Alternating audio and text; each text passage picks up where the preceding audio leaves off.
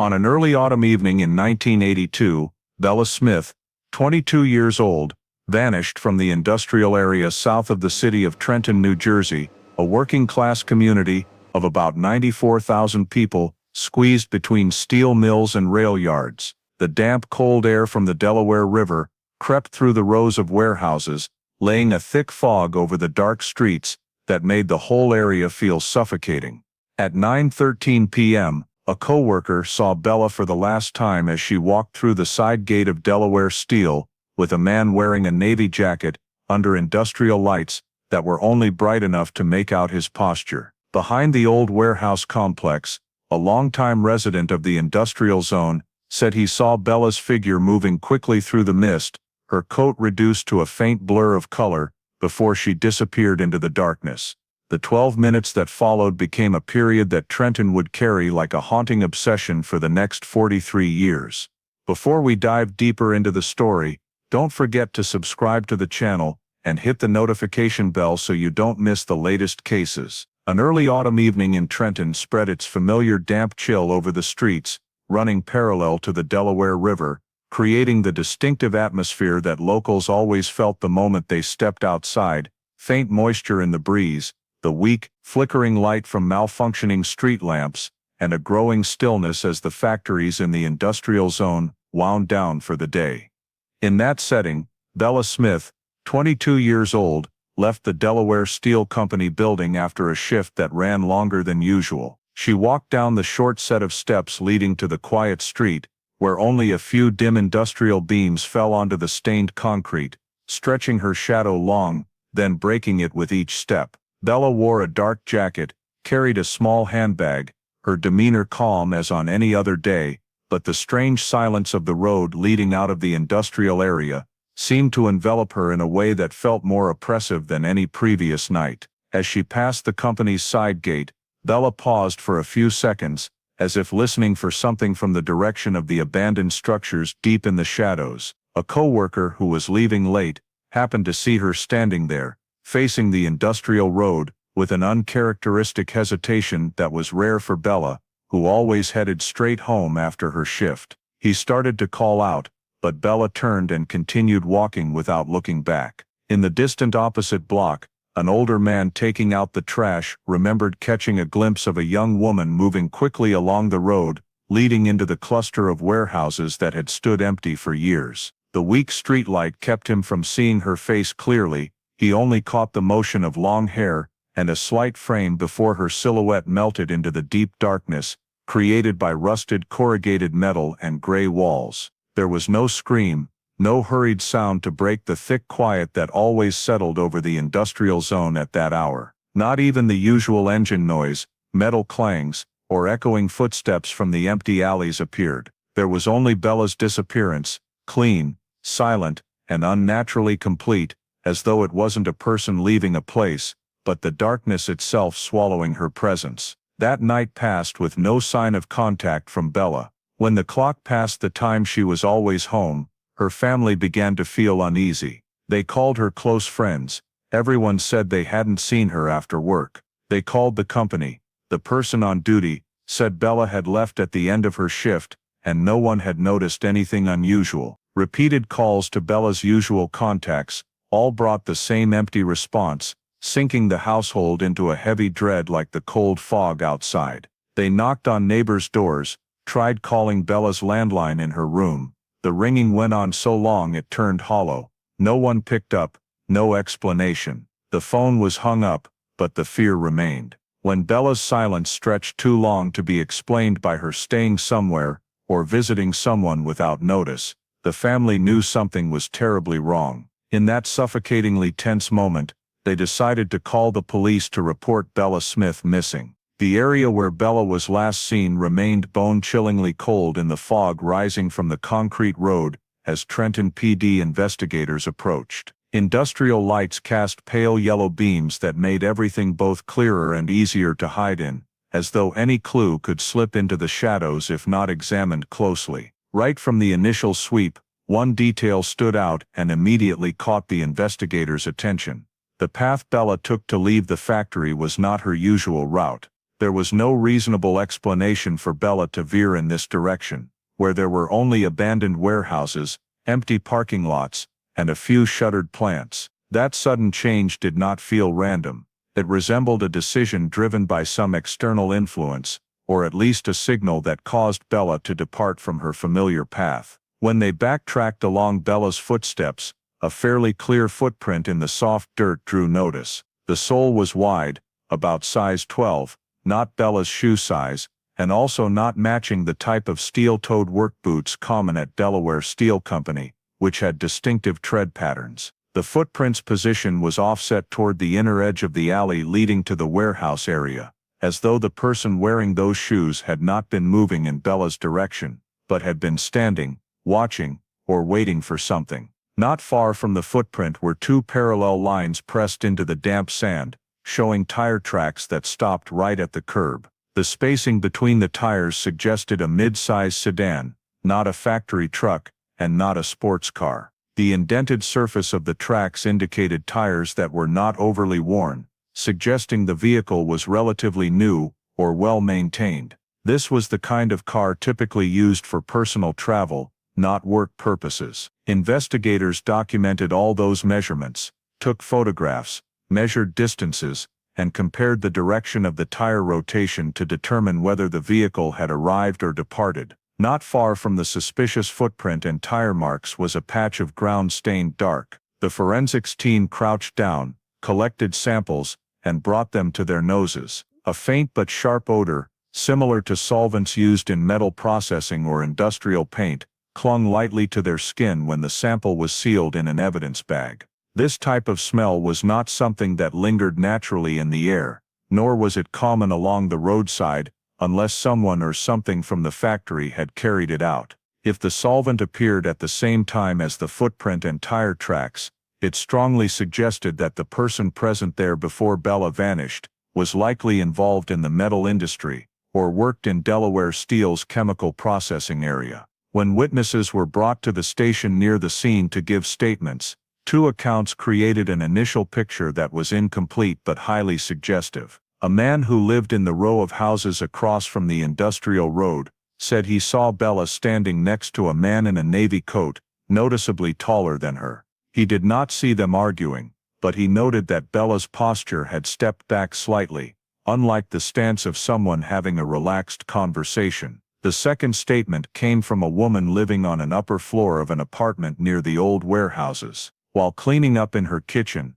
she heard a car door slam hard, the sound sharp and echoing in the quiet alley, reflecting haste or force. A few seconds later, the engine roared to life, revved briefly, then faded away into the wind. This detail matched the tire marks at the scene, reinforcing the theory that the driver had stopped only very briefly before leaving. From these fragmented pieces of information, investigators began analyzing the most likely scenarios. The first possibility: Bella had arranged to meet someone she knew. If Bella had actively gone to meet someone, her hesitation at the side gate, and her choice of an unfamiliar road, could have resulted from a message or invitation related to work, or her personal life. The second possibility: Bella was lured to the warehouse area. Anyone familiar with the factory layout, the workers' schedules, and Bella's route home, could easily have arranged for her to turn into an isolated spot. The stationary footprint, the tire marks parked close to the curb, and the silent disappearance all fit a scenario in which someone led Bella to a secluded area, and then subdued her. The third possibility: Bella was intercepted and forced into a vehicle. This was the strongest hypothesis, because the hard slamming car door combined with the tire marks right at the curb formed a sequence of decisive actions. The car pulled up quickly, the door opened, someone approached Bella, then the door closed, and the car drove off immediately. No one heard screams or sounds of a struggle, meaning the restraint happened in an instant, or Bella was overwhelmed so suddenly she had no time to react. These three lines of analysis led investigators to the conclusion that the industrial area was not merely a place Bella passed through, it was a place where someone had prepared something in advance. Every footprint, every tire track, every soil sample carrying the solvent smell became a piece in the picture, slowly coming into focus, and all of it pointed to Bella, having encountered someone who did not appear there by chance, someone who had been waiting for her, someone who knew exactly which spot was dark enough, quiet enough, and quick enough to make every trace of a human being vanish completely in a matter of seconds. From the tire tracks, pressed into the damp soil, near where Bella was last seen, the investigative team expanded their scope by following the path of the sedan that had pulled up right at the curb. The tire marks left a gentle curve, leading out of the industrial area before turning into an empty patch of land behind the row of abandoned warehouses, a spot that hardly anyone visited anymore. As flashlight beams swept across the ground, covered in gravel and dry leaves, similar indentations appeared, shallower, but clear enough to show that the vehicle had stopped here for at least a few minutes. This location was not on any logical route for vehicles operating in the industrial zone, and it was certainly not a place a normal person would pull over at night. That fact quickly caused the area to be flagged as a secondary scene, a place connected to Bella's journey, but not the point where she vanished. While scanning around the patch of land, an investigator spotted a small object reflecting light at the base of a pile of rotting wooden pallets. When the pallet was pulled aside, an item lay half buried and half exposed in the slightly loose soil, the silver bracelet that Bella usually wore. The thin silver chain had a slightly bent clasp, as though it had suffered a hard impact. This was the first item belonging to Bella that had surfaced since her disappearance, and it was located in a position that made no sense at all if she had simply passed by on foot. Forensics noted there were no signs of a struggle in the surrounding area, no skid marks, handprints or drag trails, indicating Bella had fought back. The bracelet lay too neatly in place for something that had fallen off during movement. This led the team to question, had the bracelet fallen naturally, or had it been placed here? Through preliminary analysis, they observed that the layer of dust beneath the bracelet did not perfectly match the dust around it, as though that patch of ground had been disturbed recently, rather than following the natural decay of the abandoned storage yard.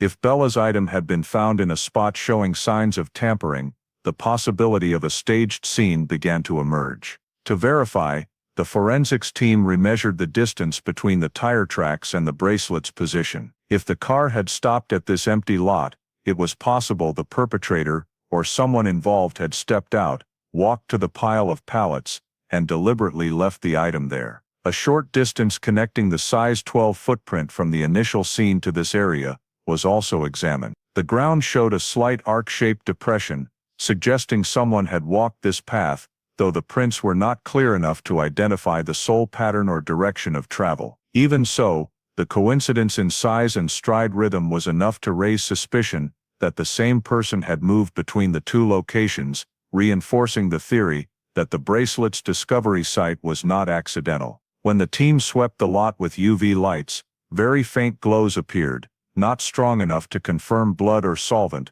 but sufficient to indicate some material transfer had occurred near that spot.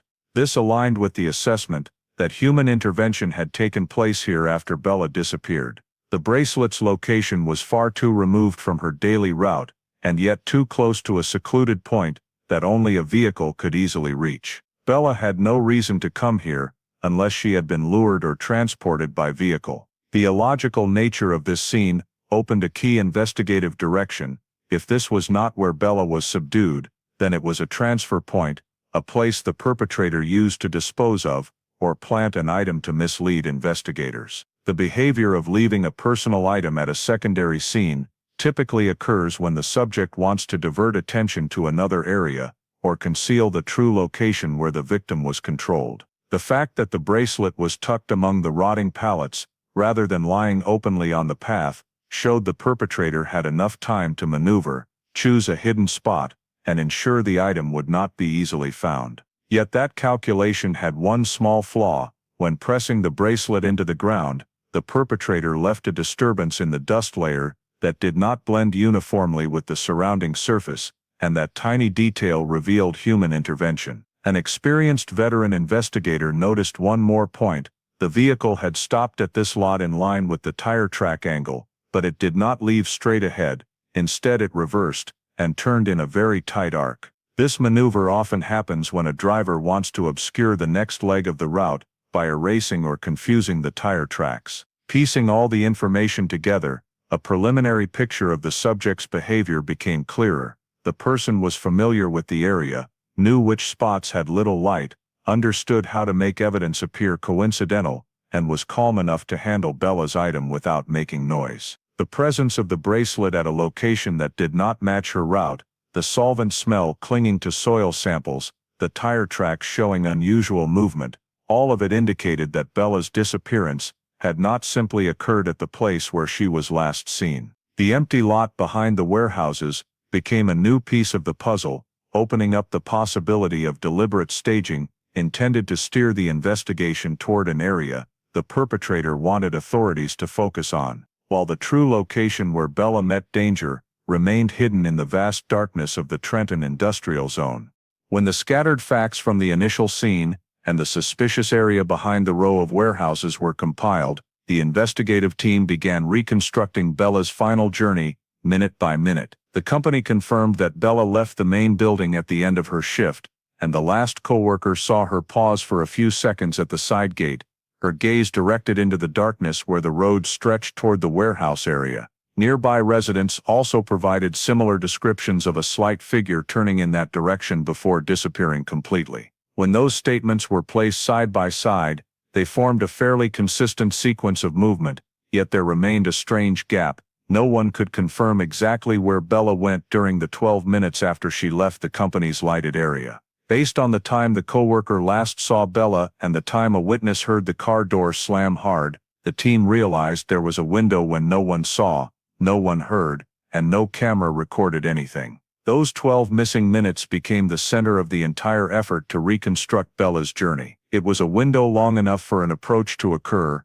a short conversation, a coercive act, or a decision that caused Bella to veer off what had always been a safe path. When re-examining the statement from the man who lived near the warehouses, investigators noticed the repetition of one striking detail: the man in the navy coat. This person did not appear on the list of night shift employees, was not a resident the witness had ever seen around the warehouses, and was not someone Bella had ever mentioned to her friends. His presence became the only link between Bella turning in that direction and her subsequent disappearance without a trace. The navy-coated figure standing with Bella appeared only fleetingly in the accounts, yet it surfaced in both the direct witness statement and the observation from a distance by another resident, leading investigators to believe this individual was connected to the early stage of Bella's disappearance. Suspicion grew when all the descriptions were pieced together: taller than Bella, a navy coat that reached about mid-hip, standing not on the path but in a position that looked like he was waiting for her. This created the image of a deliberate approach rather than a chance encounter. To determine where Bella might have gone during those missing 12 minutes,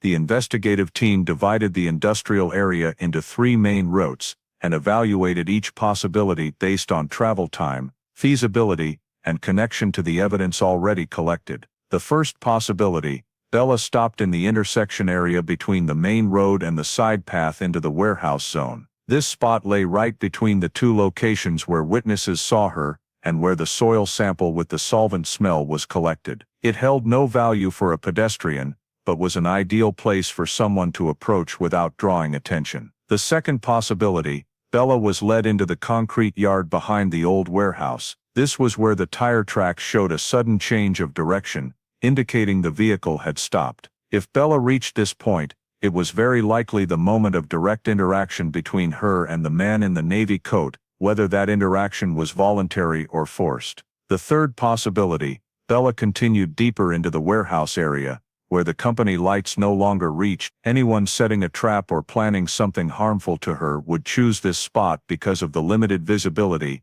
absence of witnesses, and complete lack of traffic at that hour. These 3 directions did not rule each other out. All of them could form a sequence of steps leading to the final point where Bella lost all contact. To determine which possibility came closest to reality, the team returned to analyzing the connection between the footprint, the item found under the wooden pallet, and the presence of the sedan. These details were not so far apart that they could not be linked. The distances between the points fell within a range reasonable for 1 person walking or 2 people moving under control. This reinforced the conclusion that the man in the navy coat was not someone Bella had encountered by accident. He could have been the one who caused Bella to stop, step off course, or head in a direction she would never have chosen if she were simply walking home. Investigators also noticed a noteworthy inconsistency. If Bella had turned into the warehouse area for a personal reason, she would have had no reason to go deep enough to reach the spot where the sedan had parked. The road leading there served only two purposes: entering the warehouse or avoiding public light, and Bella fit neither purpose. Every detail gradually converged on the same point: the navy-coated man had been there before Bella, had chosen a standing position outside the reach of the industrial lights, and had approached her in a way that did not immediately trigger her alarm. Every statement, every small trace, every missing segment of time focused attention on this man as the central figure. If someone could make Bella change direction, stop or step into an unsafe area without calling for help, then it had to be someone she thought she could trust, or at least did not perceive as an immediate threat. The repeated appearance of the man in the navy coat was no longer a coincidence. It became the basis for suspecting that Bella had been deliberately approached. There was no evidence of a struggle at either the primary or secondary scene, which further fit an initial approach that was persuasive, created a false sense of safety, or was carried out too quickly for Bella to react. That empty 12-minute window, when combined with witness statements and physical evidence from both scenes,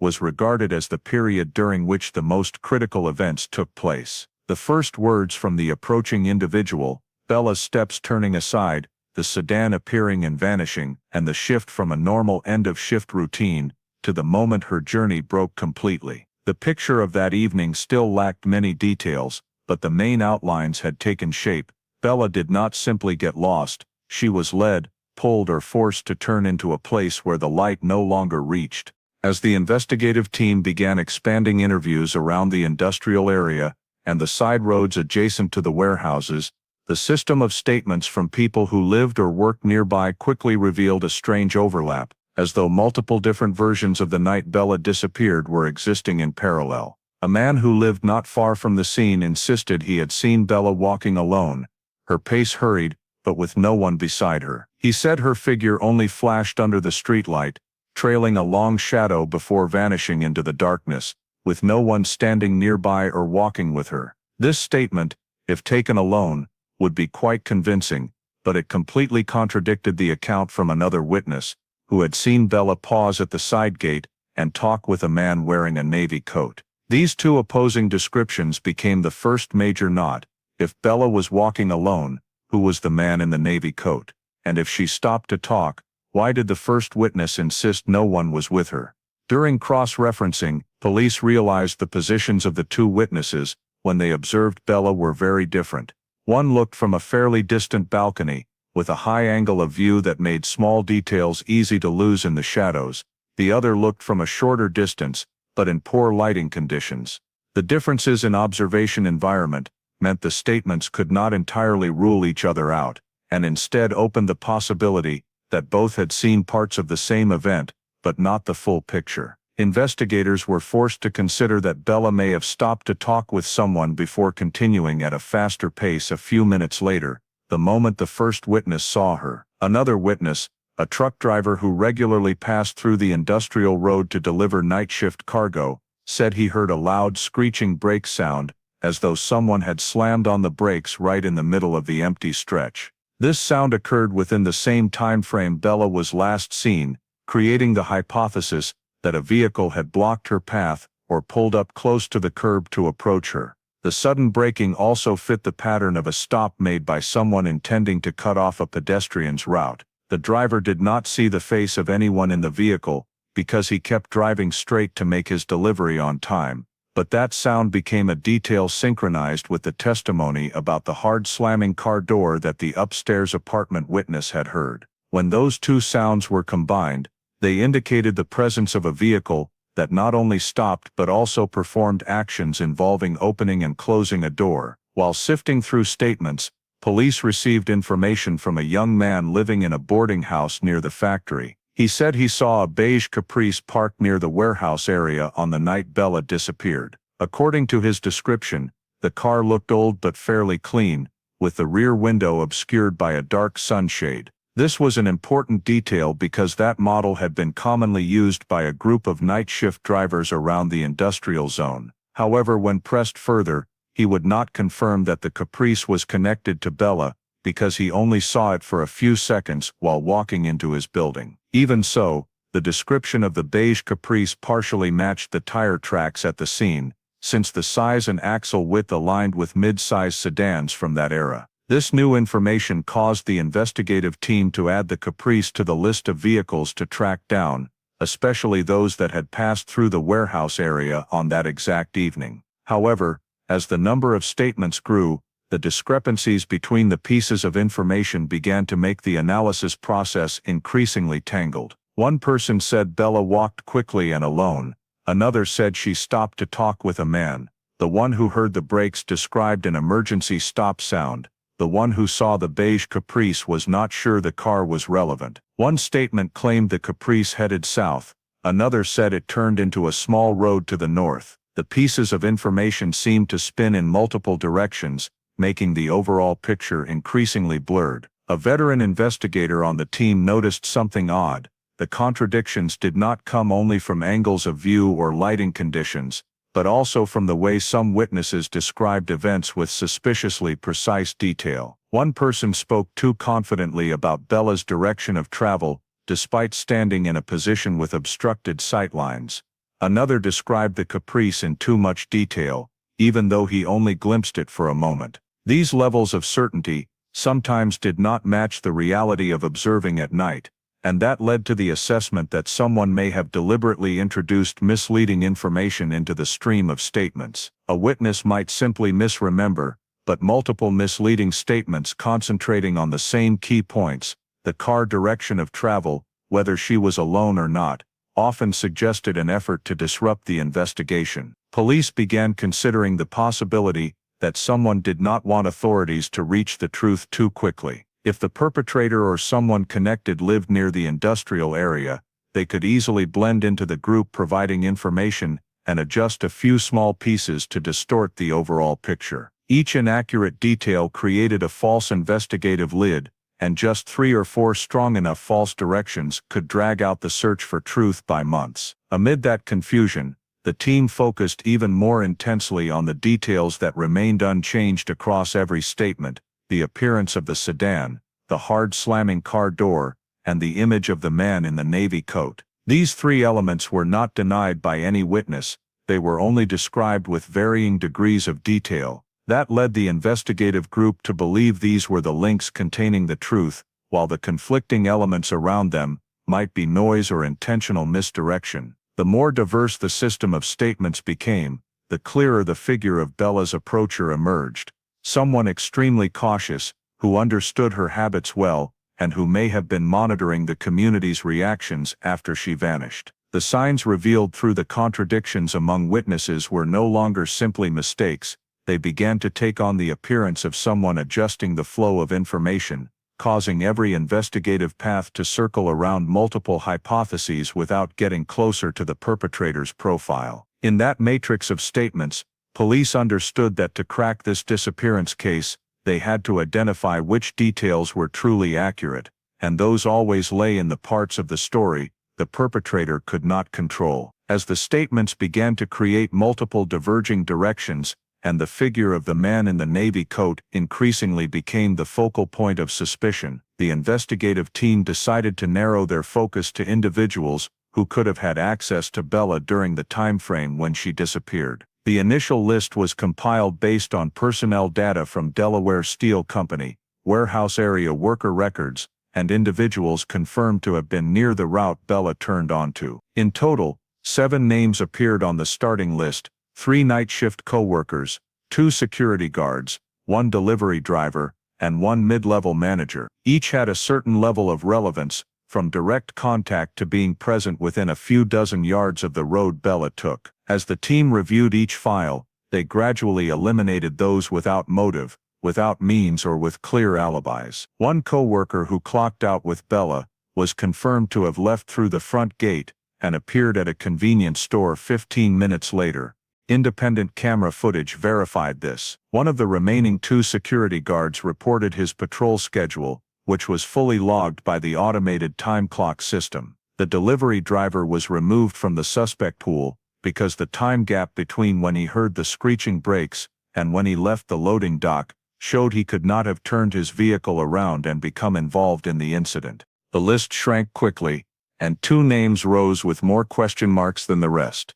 Elliot Burnham and Harold Pike. Elliot Burnham, the materials department manager at Delaware Steel, was present in the office building when Bella finished her shift. Internal records showed he had unrestricted access to documents, invoices for incoming and outgoing materials, and files related to the chemical storage area, the kind of documents Bella had been responsible for checking. Notably, in the months leading up to Bella's disappearance, several inventory sheets approved and signed by Elliot showed small but repeated discrepancies. The investigative team could not overlook the possibility that someone had a motive to keep Bella silent if she had discovered those financial irregularities. Elliot's access to the area where the solvent smell was found further made him a person who required close scrutiny. Harold Pike, the company's night shift security guard, carried a different kind of suspicion. Although he had no access to financial records, Harold held keys to operate many areas within the plant,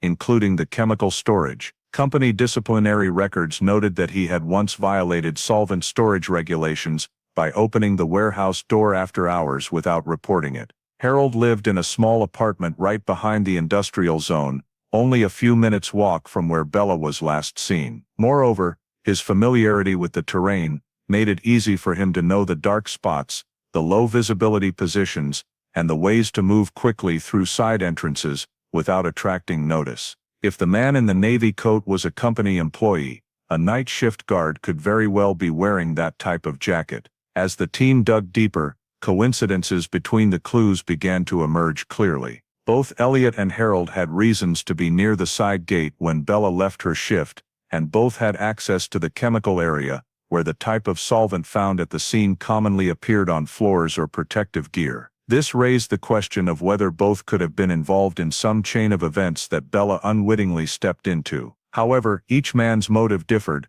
While Elliot might have feared Bella uncovering financial wrongdoing, Harold had a history of rule violations and the potential to conceal others' entries and exits in the plant area. Another factor that caught the team's attention was the difference in demeanor during interviews. Elliot appeared excessively calm, answering each question as though he had prepared in advance, and he dodged when asked about staying late in the office. He described a normal evening, claiming he had not seen Bella at the side gate or near the warehouses, a surprising point because several co-workers confirmed they often saw the two interacting about paperwork matters. In contrast, Harold seemed restless, his eyes constantly flicking toward the door when questioned about the moment Bella turned onto the small road. He insisted he had been on patrol in the northern sector the entire time, but the automated time clock log showed an unexplained 4-minute gap. 4 minutes was not enough to commit a serious crime, but it was sufficient to appear at the side gate or the warehouse area,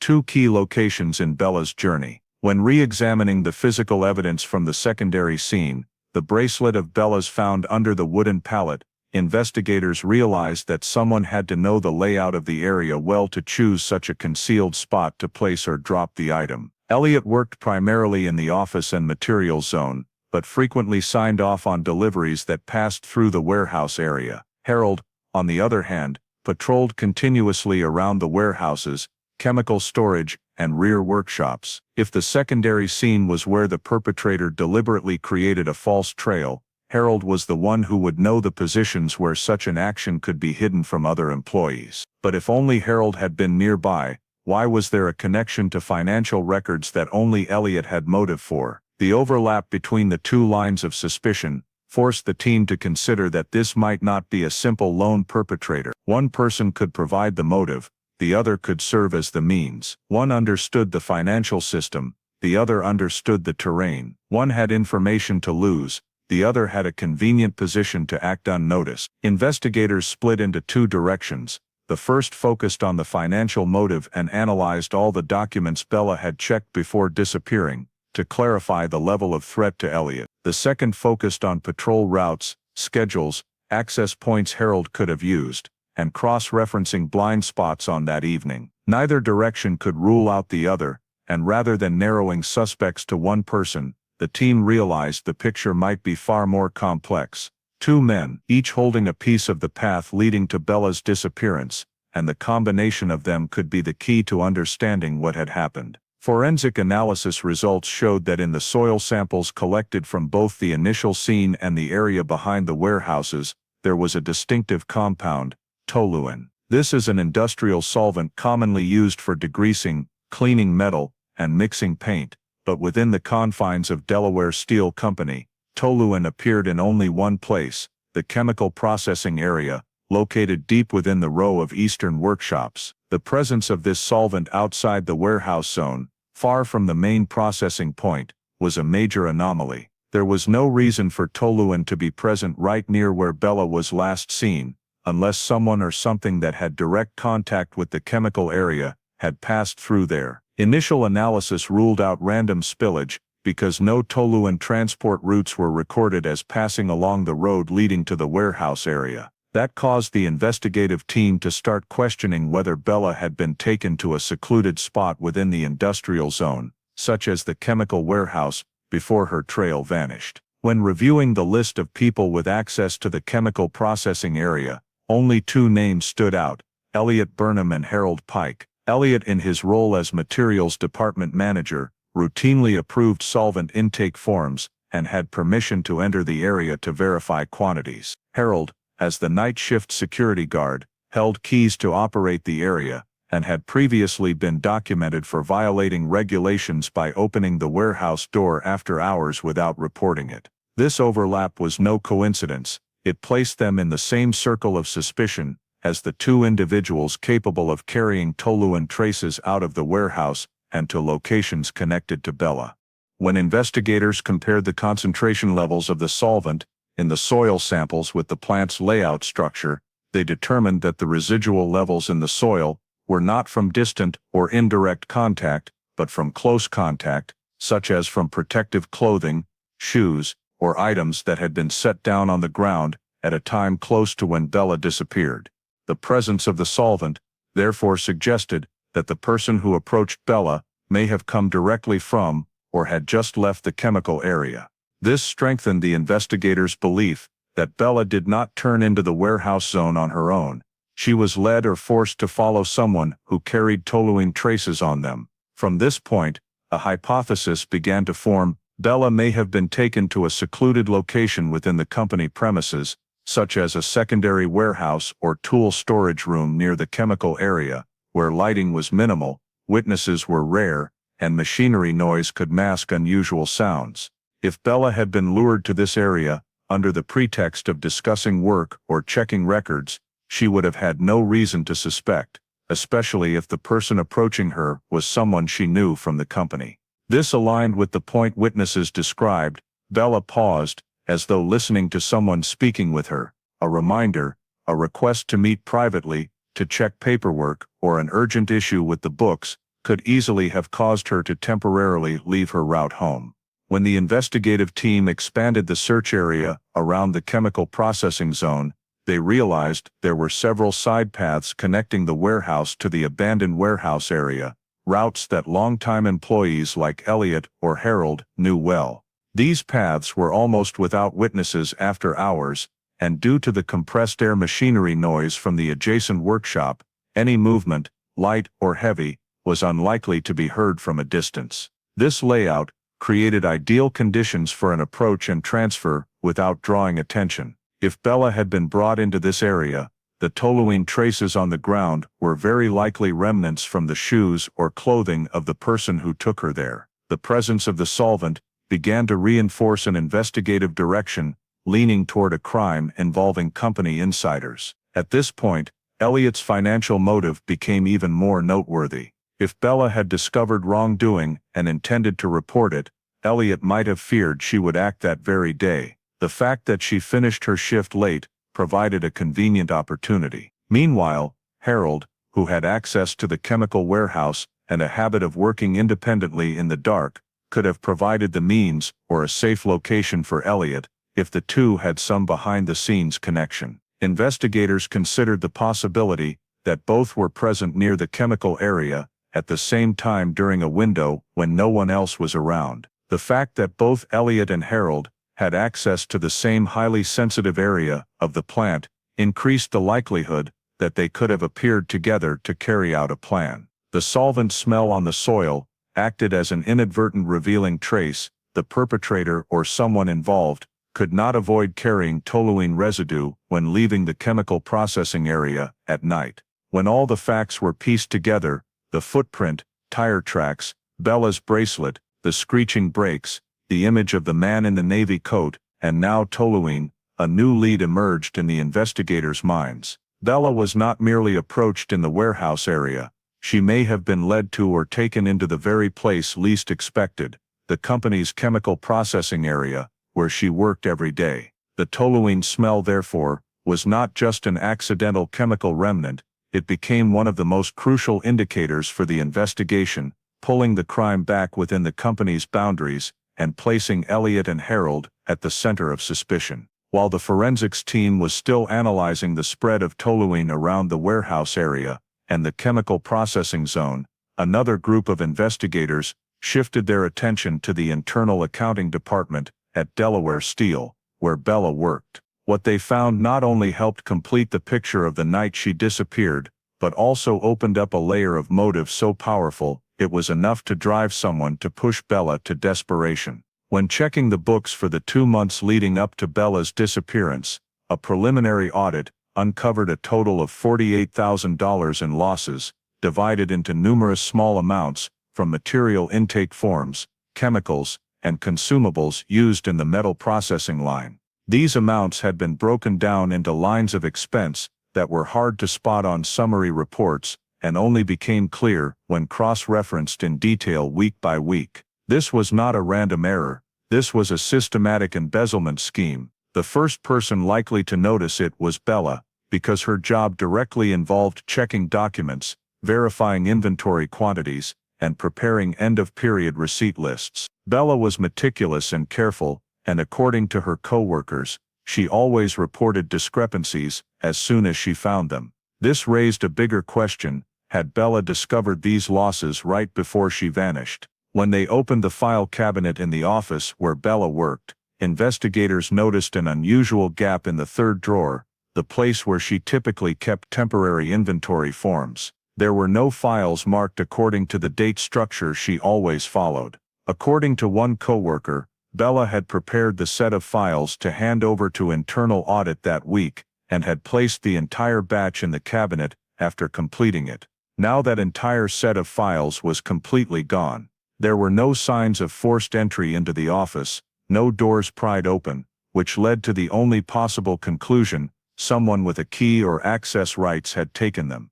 If Bella had uncovered a major shortfall and prepared to report it per procedure, the person responsible for the financial wrongdoing would certainly have known she had spotted the irregularity. And if that person had control over the office keys, they could have retrieved the files before they reached the audit team. The deeper they dug, the more the investigators realized that recent intake forms showed signs of handwritten alterations that did not match Bella's handwriting or that of any other department member. The ink had varying degrees of fading and uneven strokes, indicating it had been added later to legitimize the quantities received. Several forms had altered amounts of toluene used in metal processing, matching the type of solvent found at the scene. This was not just fraud, it was a months-long cover-up mechanism carried out by someone who understood the company's accounting system thoroughly. The match between toluene, the key trace at the scene, and the solvent tied to the financial losses formed an undeniable connecting thread.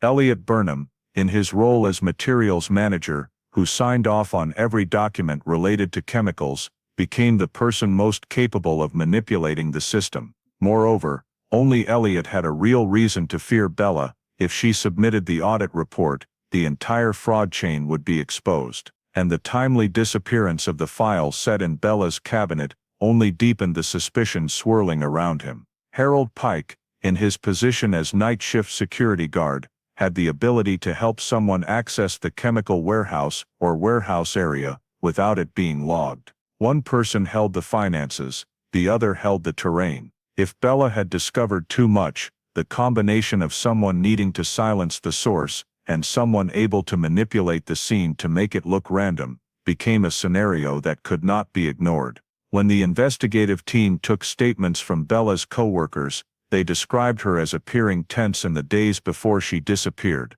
She said she felt something wasn't right in the materials reports, but didn't specify what. One person recounted that Bella planned to meet her superior to present the matter. Another said Bella seemed cautious when handling documents, as though afraid someone would see the notes she was writing. All of this indicated she had touched on an issue not just related to financial errors, but possibly directly tied to criminal behavior.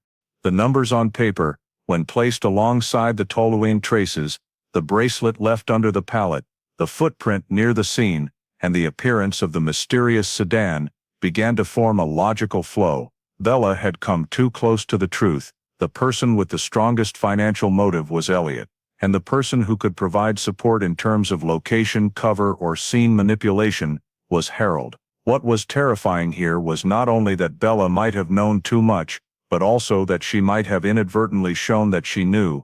If she planned to submit the audit report that very week, someone embezzling $48,000 would not have let that happen. After analyzing all the financial and personnel data, the investigators concluded that the financial angle was no longer a secondary hypothesis.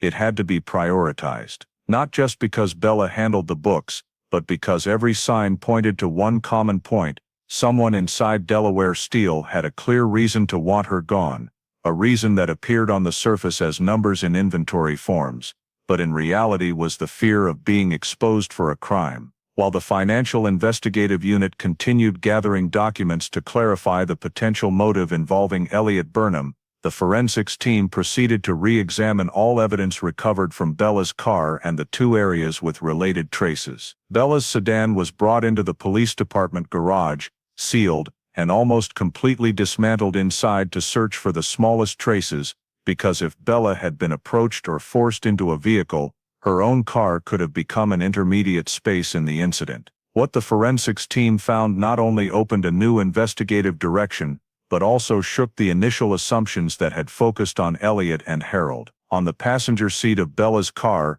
under the rubber mat and right against the door edge, technicians discovered a long strand of dark brown hair. This strand did not belong to Bella, whose hair was lighter in color, and it also did not match the hair type of Elliot or Harold.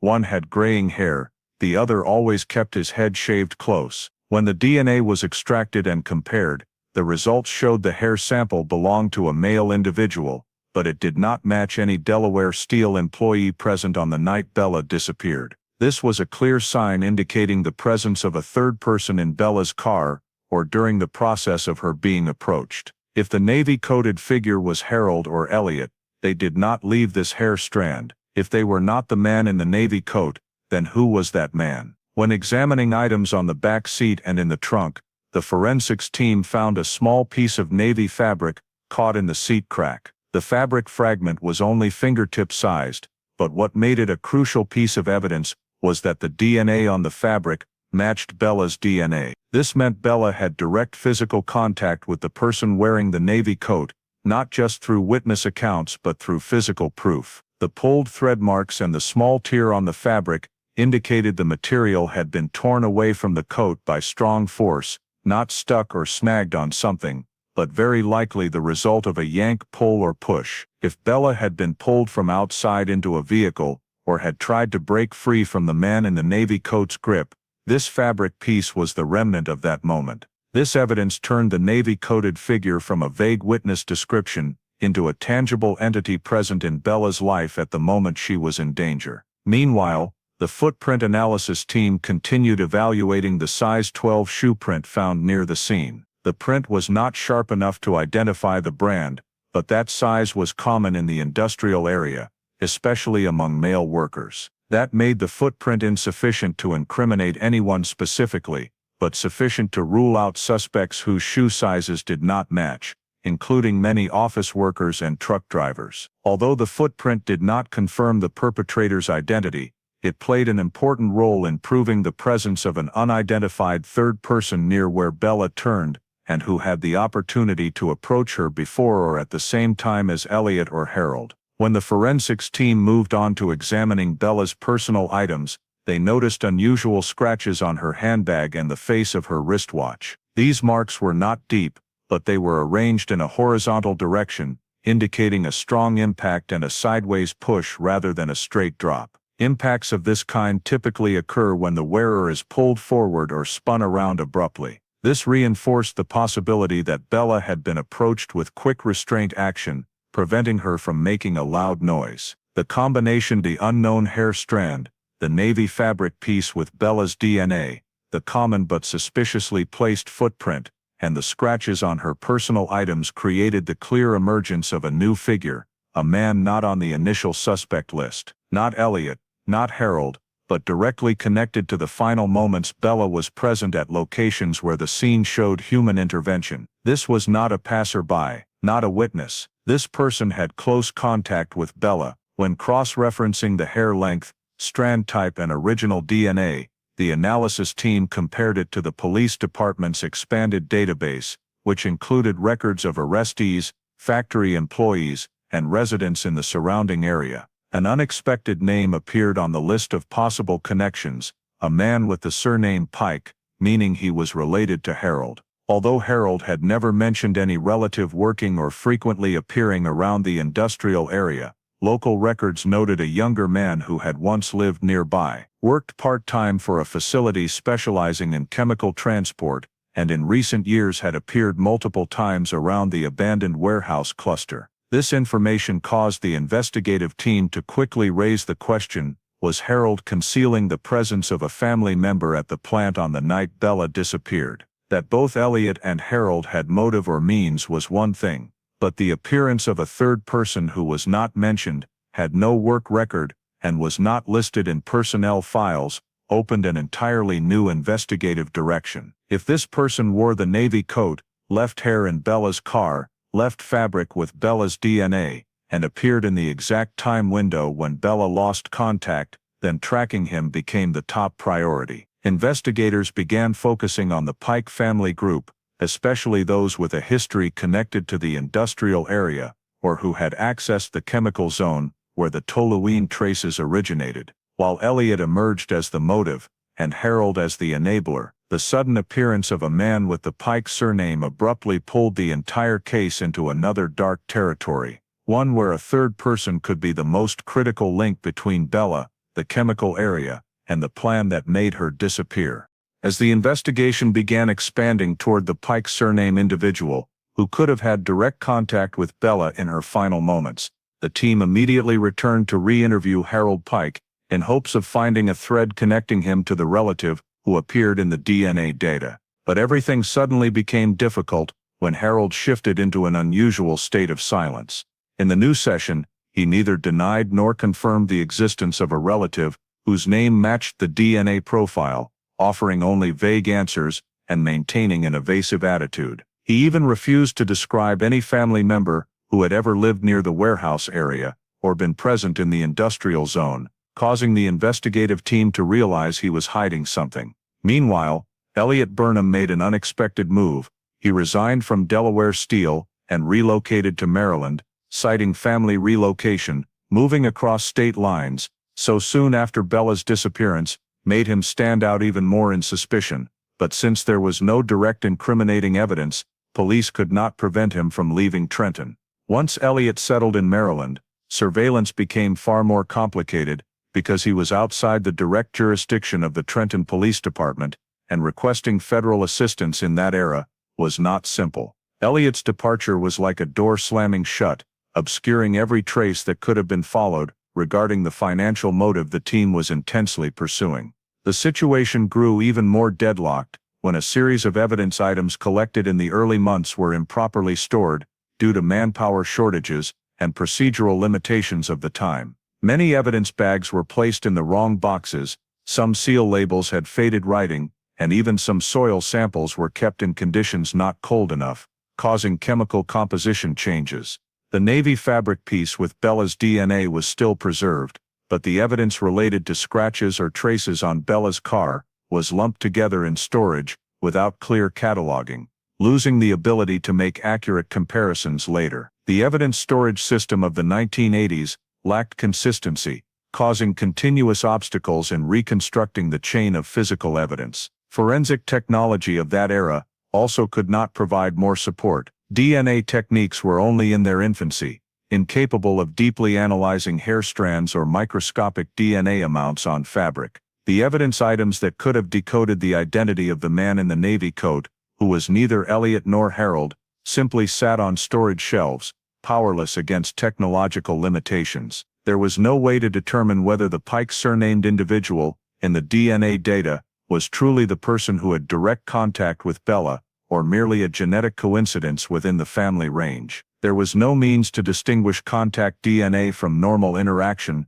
versus DNA related to a violent act. All of it left the few clues, feeling trapped in a thick fog that every effort only seemed to thicken. Meanwhile, the financial records Bella had been handling made no progress. The absence of original files and Elliot's disappearance left every investigative avenue without footing. The altered intake forms were no longer considered solid evidence because there were no longer original data for handwriting or style comparison. The $48,000 shortfall became a suspicion without enough strength to become a legal motive. Everything pointed to Bella having discovered wrongdoing, but there was no physical proof to confirm it. Harold's silence only made the picture more tangled. He was not strong enough to be the mastermind, yet too shadowy to be removed from suspicion. From the size 12 footprint to the navy fabric piece, from the toluene contaminated soil samples to Bella's scratched belongings, every detail pointed to the approach of a third party,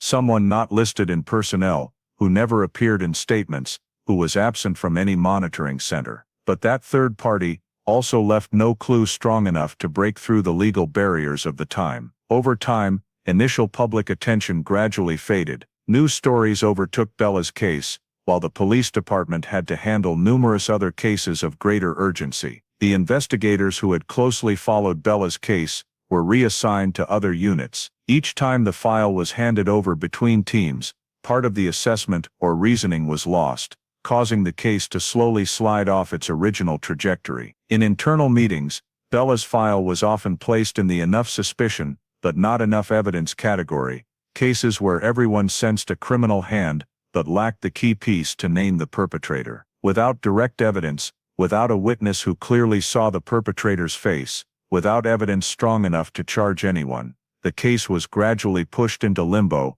unable to be closed, yet unable to move forward another step. By the late 1980s, the clues once considered keys, the navy fabric piece, the unknown hair strand, the toluene traces, the footprint near the warehouse, were all regarded as scattered details. Without technology to connect them, without a cooperative suspect, and with the navy-coded figure never revealing himself, Bella Smith's file went from top priority to a thick folder lying among hundreds of other unresolved cases. Every lead seemed to end at a brick wall. In that heavy silence, Bella's disappearance gradually slid into the very state that made it most frightening, complete stagnation, as though all that remained was the darkness that had enveloped the night she vanished, darkness that revealed nothing more for many years to come. By 1992, after nearly a decade without any significant progress, Bella Smith's file was transferred to the New Jersey State Cold Case Storage, marking a deep slide into a state of near-total freeze. The thick file,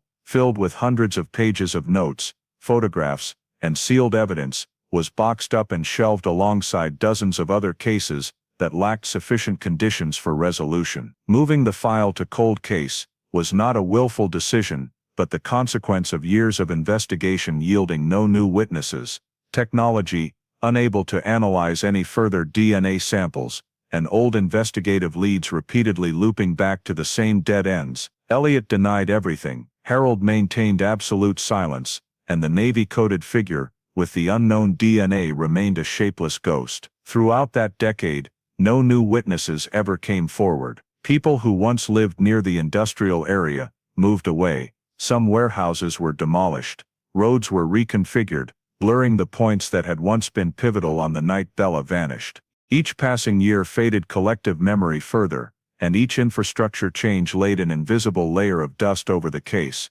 making the pieces increasingly difficult to connect. In internal police notes from that period, Bella's case was frequently labeled, "not prioritized," a cold but accurate assessment from a professional standpoint. Not because they did not care, but because every effort required some foothold to fight from.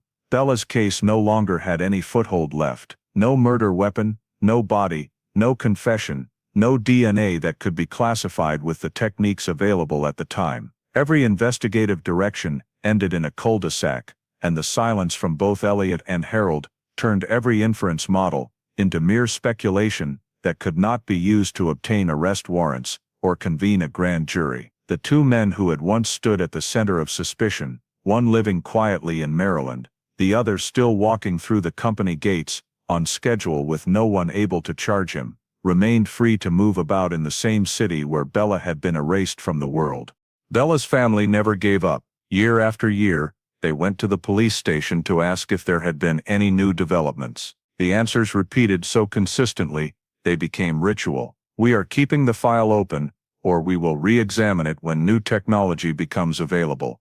But in reality, no one could do anything more. Co-workers who had once worked with Bella gradually retired, changed careers, or moved away. The original investigators were reassigned to other units. Each file handoff fragmented the reasoning chains of those who came before, and keynotes were sometimes buried under layers of unrelated paperwork. It was not indifference. It was the sheer weight of time. The true culprit not only hid in the darkness of the night Bella disappeared, but also in the long years where memory faded and priorities shifted. The city of Trenton changed as well. The industrial area where Bella once walked home shrank. Parts were converted into parking lots, others left abandoned and deteriorated. The rows of warehouses where witnesses had seen her vanish into shadow were partially demolished. If the perpetrator had used that place to approach Bella, every physical trace of him was erased by bulldozers and time. The absence of witnesses and physical evidence turned Bella's case into the classic example of enough suspicion but not enough evidence, a short, brutal description. Police did not believe Bella left voluntarily. They believed she met with foul play, but belief is not evidence. No evidence means no prosecution. No prosecution means the case could only sit quietly in cold case storage. Even so, Bella's family clung to a fragile hope, believing that any piece of information uncovered in the future could one day shed light on what happened in her final 12 minutes. But the years passed without a single call from police, without an envelope announcing progress, without any word on the man in the navy coat. The unknown hair strand and the navy fabric piece, once points of hope, became silent exhibits lying inside a dust-covered sealed box in the New Jersey cold case files. And so the case of Bella Smith, which once stirred the entire city, once kept countless investigators awake, once drove her family to knock on the police station door for years, began to sink beneath hundreds of other cases, not because it was unimportant, but because every path had been blocked by time. As the early 2000s arrived, forensic science in the United States entered a new era with the advent of microscopic DNA analysis techniques, methods capable of isolating, amplifying, and identifying DNA quantities as small as 1/1,000,000th of what 1980s technology once required. This advancement opened doors previously unreachable. Pieces of evidence once deemed useless could now hold decisive information. During a statewide re-review of long-dormant cold case files, Bella Smith's file was brought back to the laboratory as part of a pilot program for the new microscopic DNA analysis being applied in the state. The evidence boxes that had sat untouched since 1982 were carefully opened, and each sample was run through modern equipment to check for any remaining biological material. When they reached the navy fabric piece, the evidence once considered only circumstantial, the forensics team made a stunning discovery. Even after more than 2 decades, the fiber structure still retained a small but sufficient amount of DNA for analysis with the new technology. 2 DNA profiles were detected on it. The first belonged to Bella, confirming her presence in the situation that caused the fabric to tear from the navy coat. The second was what made the investigators sit up straight. a male DNA profile that matched none of the samples in the 1980s files. When the male DNA sample was entered into the expanded CODIS system, the data returned no direct match, a not uncommon result for decades-old cases. However, when the forensics team applied kinship analysis, comparing genetic segments to identify individuals related by blood to the source of the DNA, the results opened a door no one in the 1980s or 90s could have imagined: a partial genetic match linked to the Pike family. Not Harold Pike, the silent security guard throughout the investigation, but a different branch closely related to him. The match was not strong enough to identify the individual immediately, but it was clear enough to establish that the man in the navy coat, who had contact with Bella, belonged to the Pike family. The investigative team dug deep into residency records for the Trenton area from more than 20 years earlier, and amid the scattered documents, they found a name that had appeared only fleetingly, but had never been properly examined. Gavin Pike. Gavin was Harold's nephew, who had lived near the industrial zone for a short time in the early 1980s, before moving around the state for various temporary jobs. Gavin's name had never been placed on any official suspect list, not because he had been ruled out, but because he had never appeared in any of Harold's statements. Harold had completely concealed Gavin's presence in the industrial area at the time Bella disappeared. This immediately created a major question: why had Harold hidden a relative who could have been present on the night Bella vanished? Further investigation uncovered a scattered chain of information in the personnel records of satellite companies that had worked with Delaware Steel. Some unofficial notes indicated that Gavin had worked part-time in the chemical transport area, not as a formal employee but handling the loading and moving of toluene solvent drums and other chemicals for the metal processing line. This part-time work left no trace in Delaware Steel's personnel files, but it was enough to give Gavin access to the chemical area, if permitted by security. This suddenly brought the toluene evidence at the scene into sharp focus. The man in the navy coat, carrying solvent traces from the chemical processing zone, could very well have been Gavin, rather than Elliot or Harold. The new information placed both Elliot and Harold under renewed scrutiny. If Gavin was the one who directly approached Bella, Harold's role may have been far greater than he ever admitted. He could have allowed Gavin into the chemical processing area after hours, on the very night Bella disappeared. If Elliot had a financial motive to silence Bella, Gavin, young, physically strong and unburdened by company ties, could have been the one chosen to approach her. A more chilling question emerged: had the approach to Bella been a coordinated effort among multiple people, each holding a critical piece of the plan?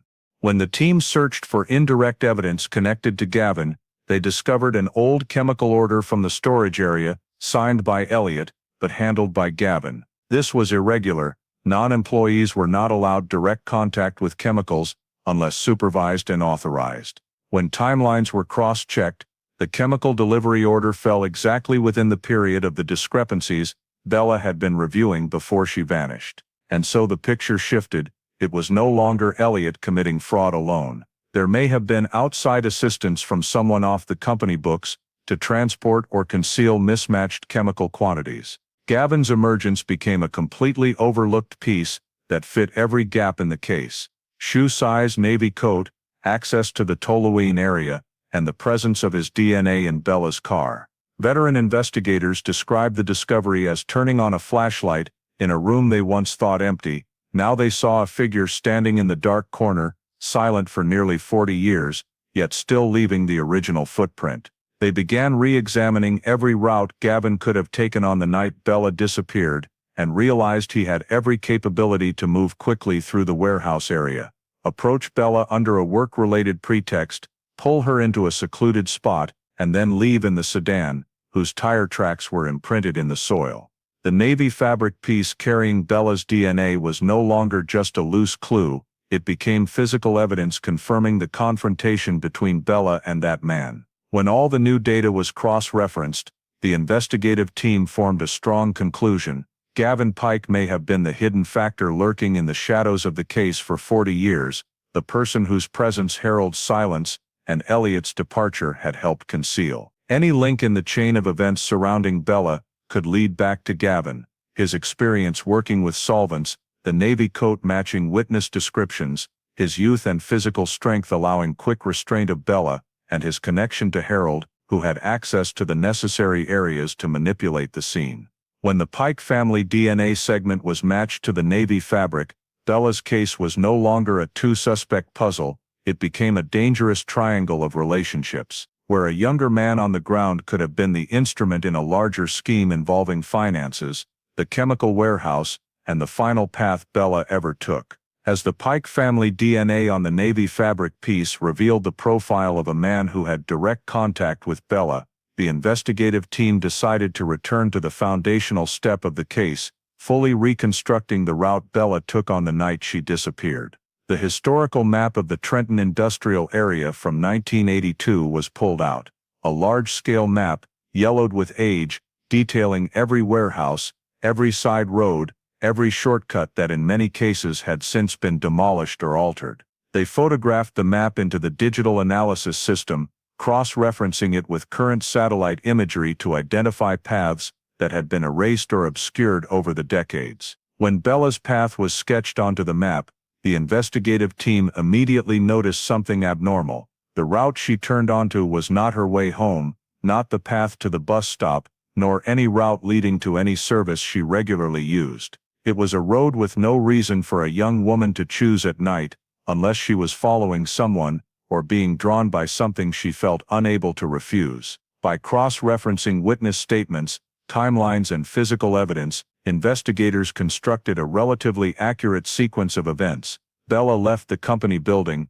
paused at the side gate for a few seconds, the point where a witness described her standing as though listening to someone. She then headed toward the abandoned warehouse area, turning into a dark road with no direct witnesses, but where the sound of screeching brakes and a slamming door matched the appearance of the sedan. The navy fabric piece and Bella's DNA suggested a moment of tense contact, and the bracelet found at the secondary scene indicated subsequent movement or staging. All the pieces pointed in one direction. Bella did not choose that path on her own. Someone had caused her to veer off course. The investigative team marked 3 locations where Bella could have stopped, based on a pedestrian's travel capability within the 12-minute gap. The first point was right near the company's side gate, the area where the man in the navy coat was seen. A short conversation could have occurred there, prompting Bella to change direction.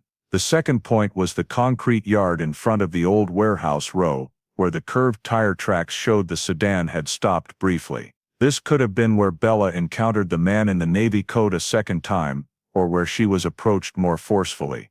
The third point lay deeper in the warehouse zone, near the road leading to the chemical processing area, an area with almost no lighting, and known only to those familiar with the terrain. Bella's possible presence at any of these 3 points aligned with the pattern of deliberate luring. The map analysis also revealed a critical detail. Bella had inadvertently avoided the only camera that could have captured her route, the exterior camera of a bank 3 blocks from the plant. Her usual route would have taken her past that camera within 3 minutes of leaving work, but by turning toward the warehouse road, she completely disappeared from the camera's view that night. Investigators realized the possibility that whoever lured Bella had chosen this direction specifically to avoid the camera. If the man in the navy coat or the driver of the sedan knew the camera's location, steering Bella off her normal path not only allowed control of the surrounding environment, but also eliminated any chance of her appearing in the area's only surveillance system.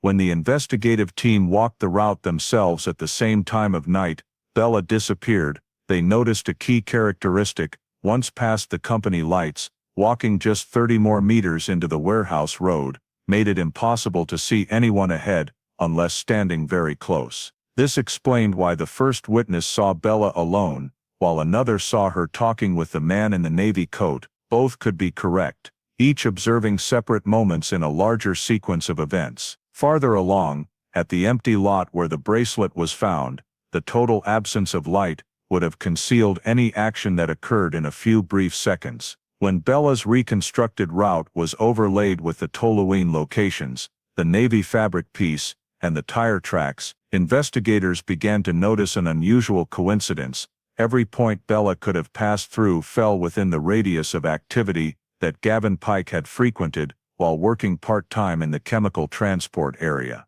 This not only increased the probability that Gavin was the one who approached Bella, but also clarified that the approach was not impulsive but calculated. Someone intending harm could have chosen any dark road in the industrial zone, but selecting the precise route that avoided the bank camera, leading directly into the warehouse area, to the exact secluded spot where the tire tracks ended, and then to the place where the bracelet could be planted to mislead investigators. All of it demonstrated deep familiarity with the terrain of someone who had operated in the area.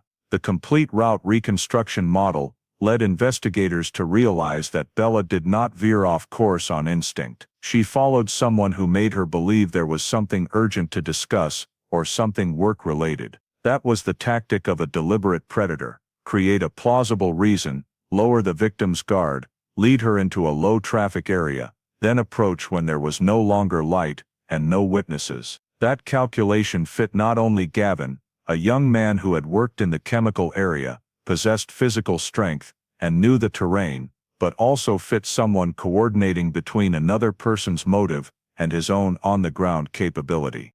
When the final route map was projected on the screen in the meeting room, every connecting line led to the same conclusion. Bella had been deliberately lured along a pre-planned path by someone with deep knowledge of the Trenton industrial area in 1982, and that person was not Elliot, not Harold, but Gavin Pike, the figure hidden in the shadows for more than 40 years.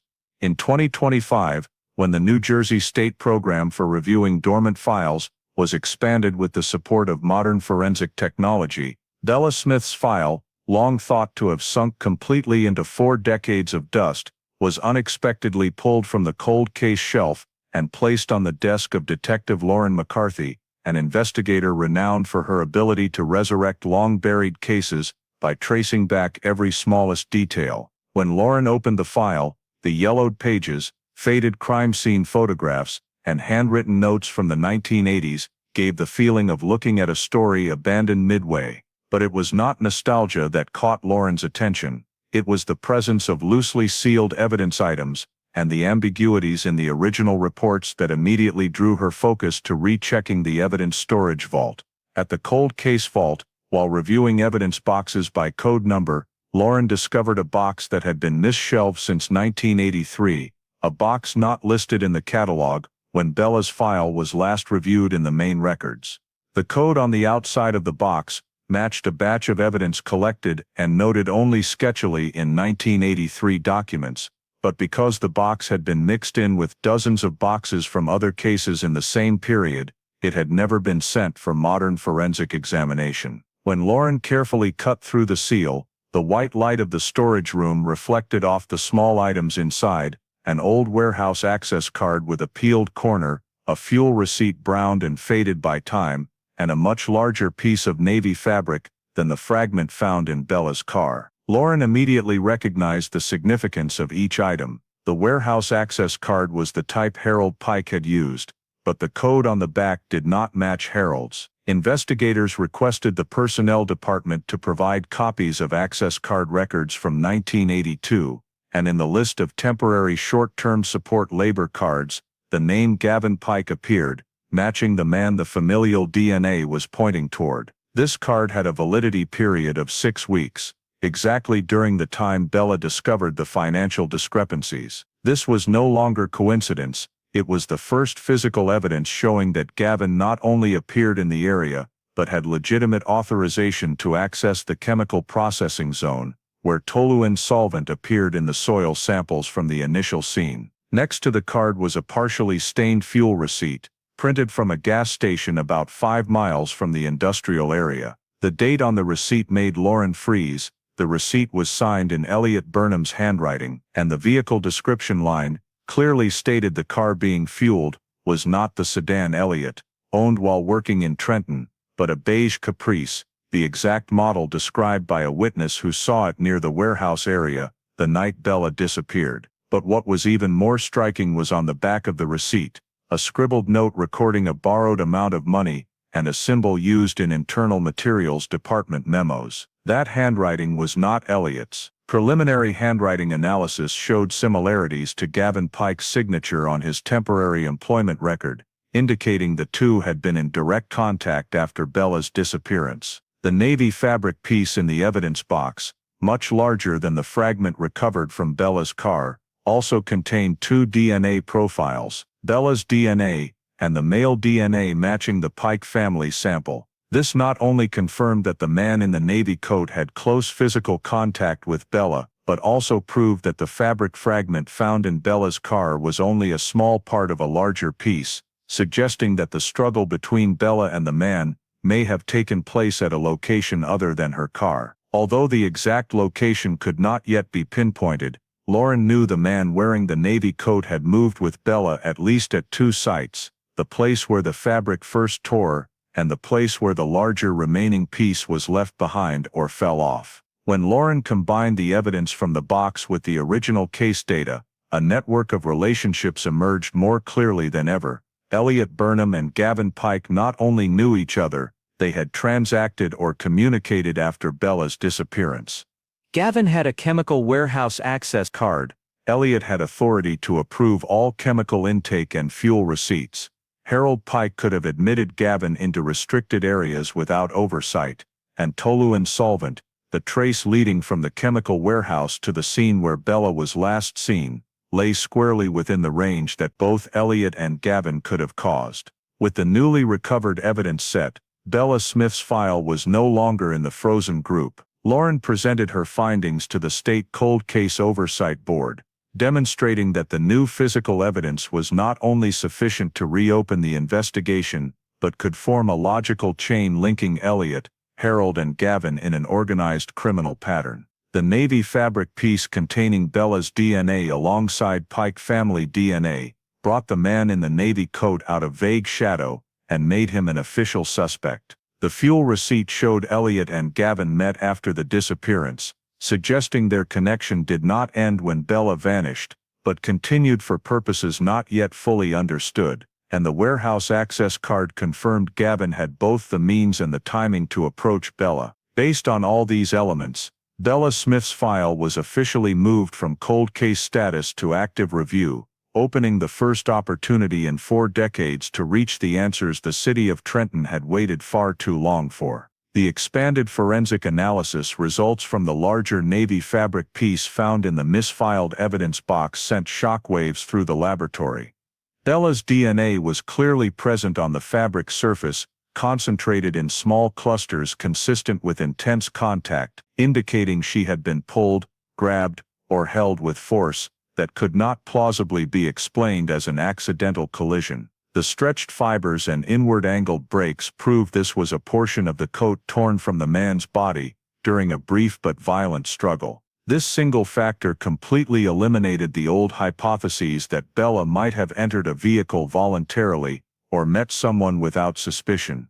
She had resisted. But what drew the forensics team's focus even more was the second DNA sample, a male chromosome sequence, sufficient for identification using modern techniques. When compared against the state's expanded DNA database, the sample did not produce a direct match with anyone in the criminal system, but kinship analysis pointed straight to the Pike family gene group, the very branch that had been flagged after the initial microscopic DNA results from the smaller fabric fragment. All Pike family branches were reviewed, gradually ruled out based on age, residence, employment, and location in 1982. Only one person fit every criterion, Gavin Pike, the figure who had stood in the gaps of the case for 4 decades, never named, but now leaving a clear DNA imprint on the most critical piece of evidence.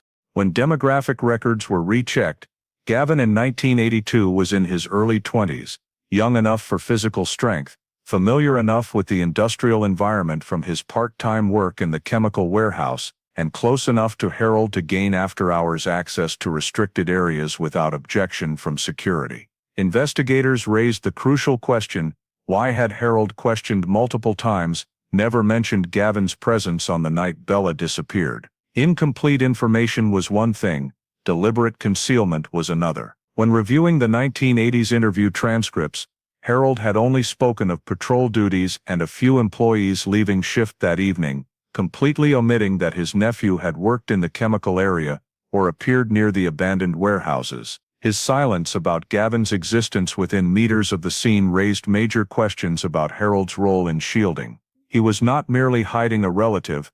Harold may have played a pivotal role in facilitating Bella's access or erasing traces afterward. From the DNA results, Harvey, the state's behavioral analyst, concluded that the approach to Bella was not the impulsive act of a lone individual, but very likely a coordinated operation in which each person held a key position. Gavin with youth, the Navy coat, and chemical exposure experience. Elliot with a clear financial motive and access to records. Harold with control over the security system, warehouse keys, and the ability to decide who appeared where and when. When analyzing the chain of evidence from the toluene smell, tire tracks, size 12 footprint, the larger Navy fabric piece, to the stolen financial files from Bella's office, a pattern began to emerge clearly.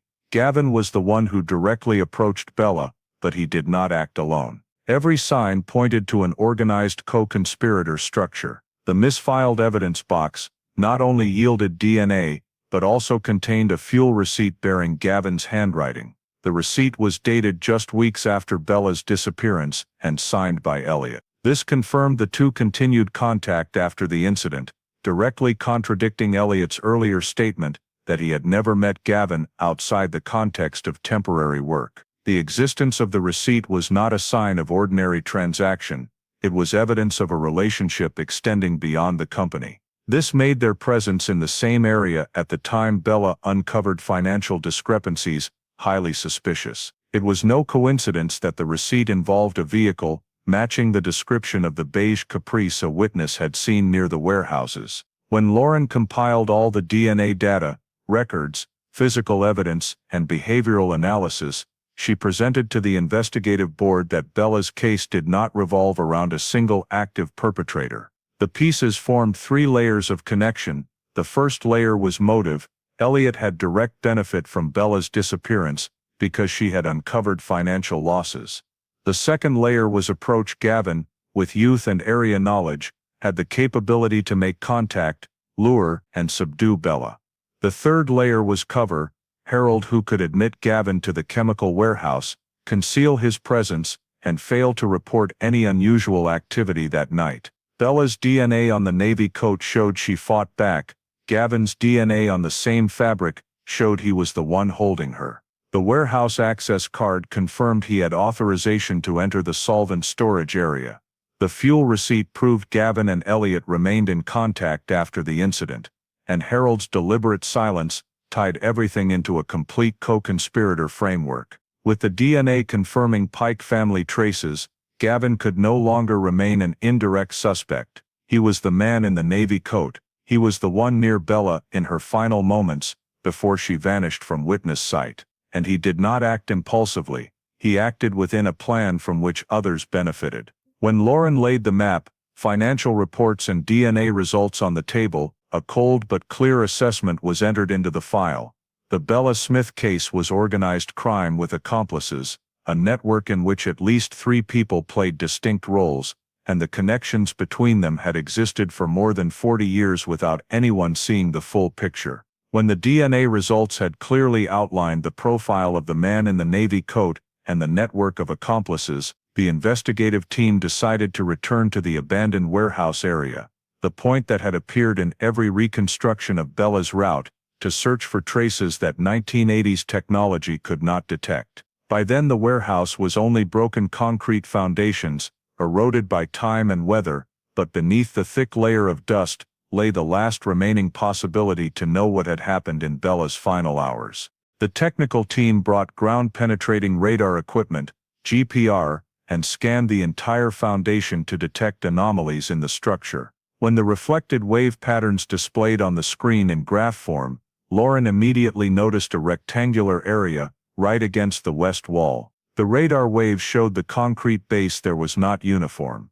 The bottom layer had a different compaction density compared to the surrounding areas, as though it had been dug up and then refilled with a newer cement mix. The timing of the refill could not be determined by radar alone, but the indication was strong enough for the technical team to confirm this was an area that needed immediate excavation. They cut through the concrete layer, lifting large sections away to reveal the dark soil beneath. After about 30 minutes of digging deeper, the blade of one technician's shovel struck a hard object with a distinctive curved structure, and instantly the rest of the team understood they had found what the entire city had been unable to reach for 4 decades. Layer by layer of soil was removed with specialized brushes, and gradually a human skeletal structure emerged, lying in an abnormally curled position. Nearby, a decayed but still intact length of binding rope looped around the neck and wrists, proving the person beneath the concrete had been restrained with great force. When technicians injected stabilizing material into the cervical vertebrae to reconstruct the structure, they discovered deep grooves on the bone surface, abrasions that could not have occurred post-mortem, and could only have formed while the victim was alive as the rope tightened. The angled grooves indicated she had been pulled forward or sideways while trying to resist. The brutality of the act left the entire team in stunned silence, as they realized the level of violence Bella had endured. Amid the mixed soil appeared a small plastic object caked in mud. When cleaned, the faint image of an employee ID card gradually emerged, an access card bearing the name Bella Smith, with an employee code matching her Delaware Steel records. Finding the card right beside the remains eliminated any doubt about identity. However, it was not just the card that confirmed it. The skeletal structure, height, dental features, and several personal items nearby, including a keychain Bella had once used to hang her file cabinet keys, made identification nearly absolute. The forensics department cross-referenced Bella's archived dental records, and the slight malformations in her molars from teenage orthodontic work matched perfectly. There was no longer any doubt after more than 40 years, the location where Bella had been held and where she ultimately lost her life had finally been found. As the remains were lifted and placed into a transport bag, investigators noticed the soil beneath was not merely a burial site, but also bore long-term impressions from a heavy object pressing down before the concrete was poured back. This showed that after Bella had been bound and died, someone had buried her so quickly they had neither the time nor the concern to erase subsurface traces. Instead, they concealed it by pouring a thin layer of concrete just enough to make the warehouse floor appear undisturbed. This fit the pattern of organized crime with accomplices. One person restrained, one handled the scene, and one controlled the area to prevent anyone from accidentally entering. Gavin, with his youth, had the strength to hold Bella. Elliot with the authority to direct or organize.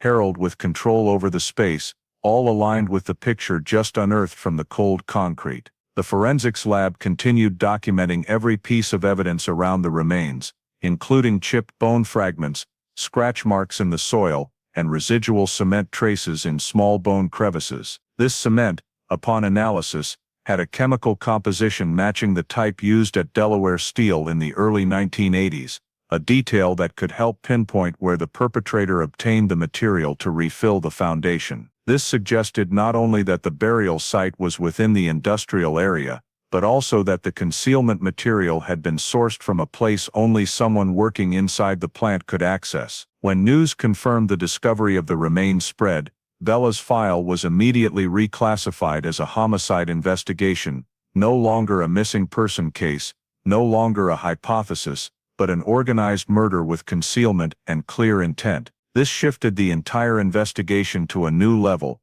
no longer searching for where Bella went, but searching for those who ensured she would never return. Finding the remains did not close the story, it opened its darkest chapter. With the remains, the binding rope, the abrasion marks on the cervical bones, the navy fabric piece, and Gavin's DNA, investigators now had a legal foundation to move from suspicion to charging. Not only had the location where she was held been identified, but also the manner in which her life had been taken, an act carried out in darkness, buried under concrete, and nearly successful in erasing every trace had it not been for 21st century technology. The excavation of the warehouse area did not merely return Bella to her family after 40 years, it brought the case to a point of no return.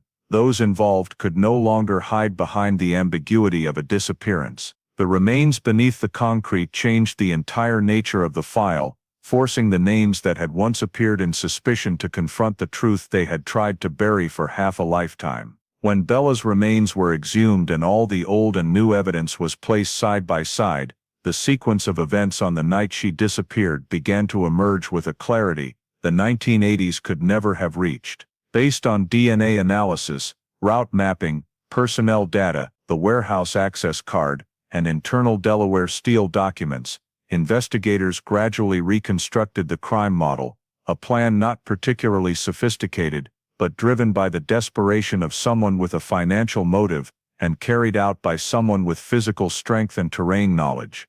Gavin Pike, the man in the navy coat who appeared in every piece of physical evidence, approached Bella right at the side gate after she left the building. Based on Bella's work habits and co-workers' accounts, she would never have voluntarily turned into the warehouse area at night without a plausible reason. Investigators concluded that Gavin used the pretext of an urgent meeting with management, a reason strong enough to make Bella believe it concerned the materials records, the very records she had been reviewing, and which might contain irregularities Elliot did not want exposed. Gavin's appearance as someone familiar from the chemical warehouse area kept Bella from becoming suspicious, and she followed him down the road, leading to the abandoned warehouse zone. As Bella moved deeper into that area, Gavin blocked her escape simply by his presence. The abrasion marks on her cervical vertebrae, the torn navy fabric fibers, and Bella's DNA on the coat showed she resisted from the moment Gavin tried to hold her.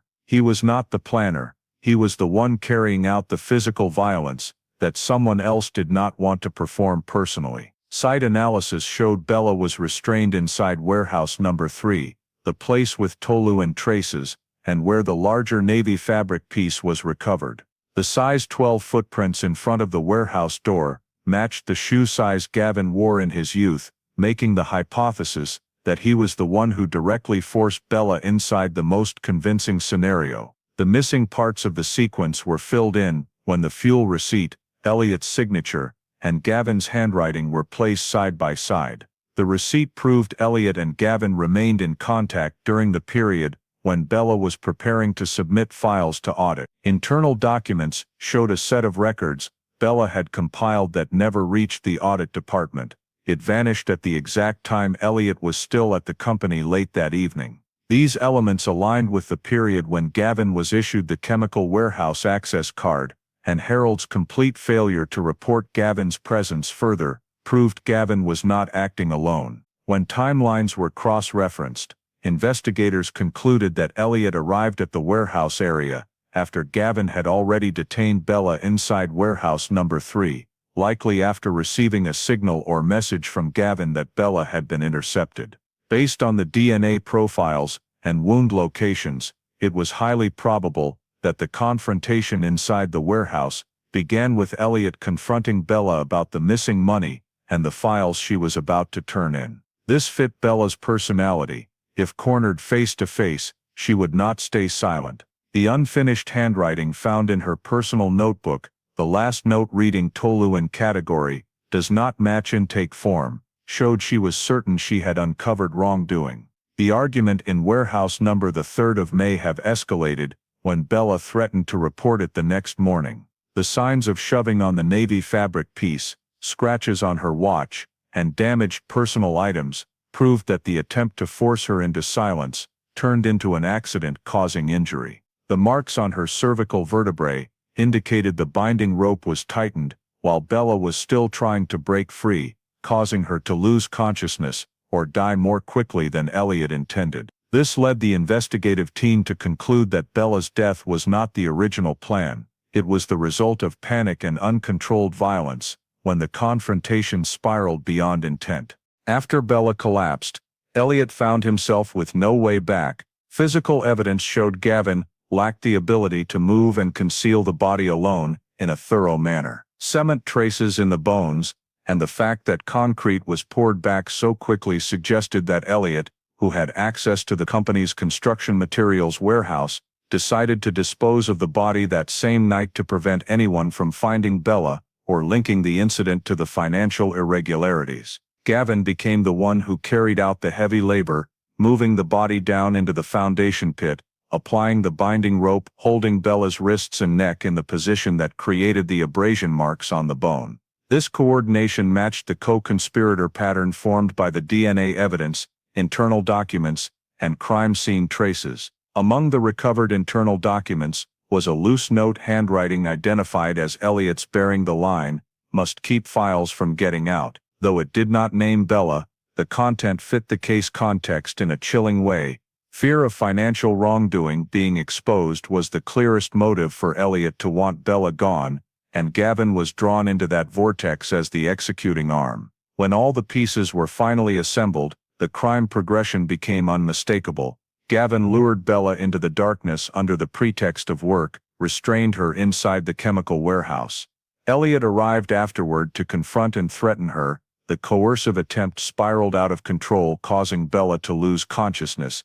Elliott forced Gavin to help conceal the body, and the remains were buried beneath the concrete foundation to sever the trail. The method of disposal, the coordination that night, and the lingering toluene odor in the soil, all matched the pattern of divided role organized crime. For the first time in 4 decades, the mechanism of the crime had taken shape. After the crime reconstruction process clarified Gavin's direct role and Elliott's coordinating role, the investigative team in New Jersey drafted the application for an arrest warrant based on 3 pillars: financial motive demonstrated by the disappearance of $48,000. Right at the time Bella was preparing to report, physical evidence identifying the point of contact between Bella and the man in the navy jacket, who had a close relationship with Elliott, and the DNA chain extracted from the fragment of the navy jacket, along with evidence at the scene showing coordination between the 2 men in the chemical storage warehouse.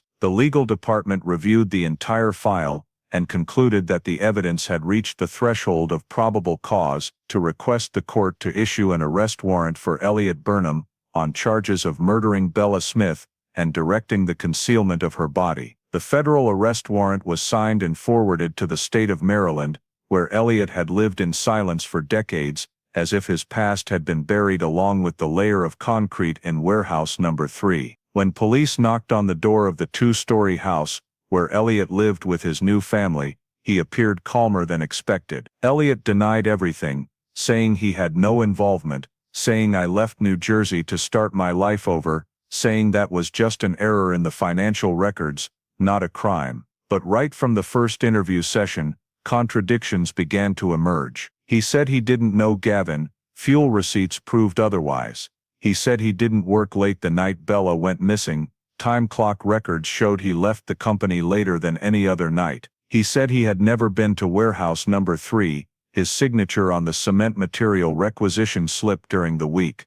Bella disappeared stated the opposite. The initial calm quickly turned into tense defensiveness, as Elliott realized the investigators were no longer relying on his statements, but on the physical clues he had left behind 4 decades earlier. In the interrogation room, Elliott tried to cling to his old alibi argument.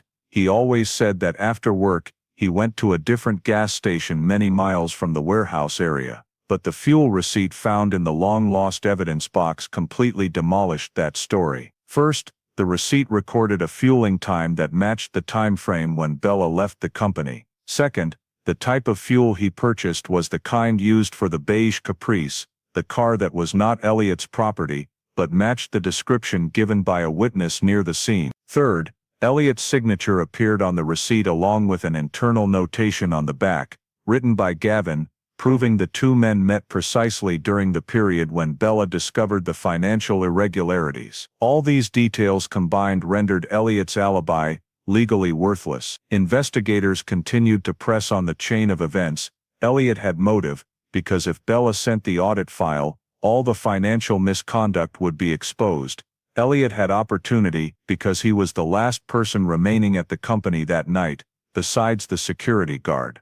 Elliott had contact with Gavin, who had kept Bella in warehouse number 3, and Elliott had the means to conceal, because he controlled the cement materials and knew warehouse number 3 had not been used for a long time. When asked to explain why Bella's DNA and the Pike family's DNA appeared on the fragment of the Navy jacket right in the middle of the chemical warehouse, where Elliot had once conducted inventory, he could not answer. Instead, Elliot chose silence, then shifted to blaming administrative errors, saying I can't be held responsible for what part-time employees did. But that defense backfired.